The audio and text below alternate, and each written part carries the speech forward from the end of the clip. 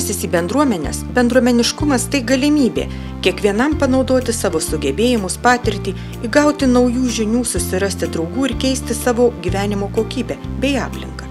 2012 metais Kelmės rajone veikia, kuria, gyvuoja 40 bendruomenių.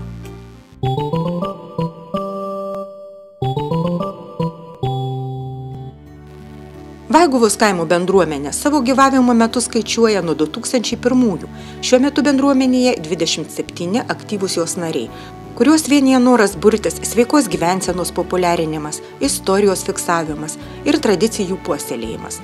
Šaltą žiemos vakarą Vaiguvos kultūros namuose susirinkusios bendruomenės moterys tarėsi apie užgavėnių šventės organizavimą ir pasiruošimo darbus kraštiečių šventei, kurią bendruomenė rengia kas 2 metus.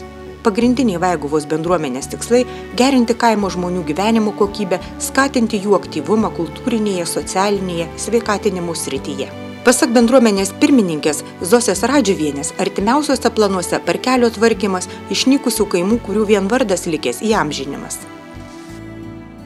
Dabar Vaiguvą garsina 1804 metais Žemaičių vyskupo Juozapo Giedraičio statyta Švento Jono Krikštytojo bažnyčia, pasižyminti medine liaudiška architektūra, o taip pat ir 1841 metais vietos meistro Motiejaus Butvilos statyta varpinė. Vaiguvą garsina ir ūkininko Pijaus Tulginskio bažnyčia. Tai vieno žmogaus rankomis ir sumanumu statytas statinys, kurio atsiradimą padiktavusios aukščiausiosios jėgos. Pasak vaiguviškių, tai vienintelis toks reiškinys visoje Lietuvoje, kai šalia savo gyvenamųjų namo žmogus pasistato bažnyčią. 2009 metais patvirtintas Vaiguvos herbas. Vaiguva istorinio herbo neturėjo.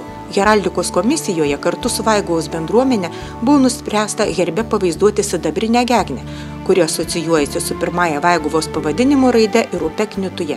Centre Švento Jono Krikštytojo galva, simbolizuojanti Vaiguvos bažnyčią.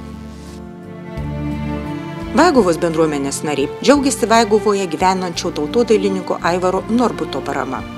Aivaro Norbuto dirbančio su medžiu verslumas, darbštumas ir sumanumas puikus pavyzdys vietos gyventojams, liudijantis apie tai, jog duoną jaunam žmogui galima užsidirbti ir savam krašte, o ne svetur. Toje vietoje, kur gimėm, kur gyvenam, sako vaiguviškiai, tik kartu bendrai galime kurti savo ir savo vaikams ateitį. Apsisukai ir nuėjai, tu įsižeidęs labai.